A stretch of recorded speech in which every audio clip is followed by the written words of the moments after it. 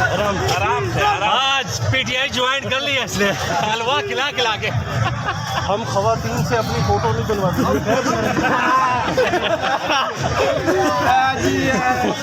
भाई आप लॉन्ग मार्च में आए, लेकिन अपनी पीटीआई ज्वाइन कर ली है। हाँ भाई अपनी जिम्मेदारी पर। मरियम नवाज लंदन चली गई और ये बेचारा यहाँ पे। अभी 4 काले मरियम नवाज की। अच्छा, सरदारी का कोई फोन तो नहीं था।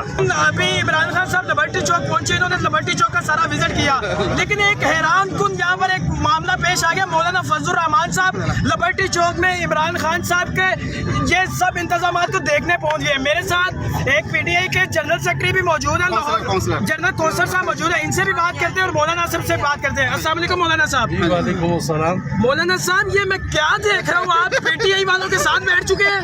ये देखें, हम इनको इंसान समझते हैं, ये बेशक हमें नहीं समझते।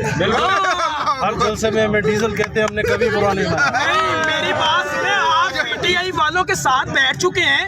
अगर सरदारी साहब, नवाज शरीफ साहब, मरियम नवाज देख ले तो वो आपके बारे में क्या सोचेंगे, आपको नहीं पता? उनको पता है कि हम सस्ते में बिक जाते हैं। इन्होंने तोड़ा नहीं है, अंदर की बात बताता हूँ, इन्होंने हमें 10,000 रुपए दिए।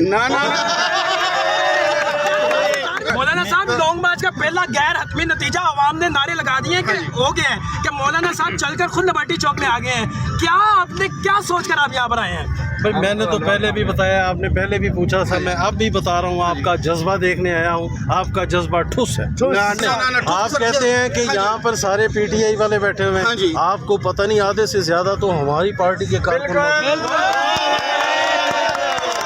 हम ऐसे इंतजामात पर लानत भेजते हैं, किसी ने पानी नहीं पूछे।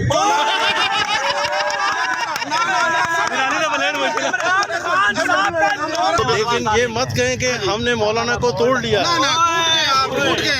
मौलाना तो खुद अंदर से टूट गया। हमें सदर का कह के हमारे साथ धोखा किया है।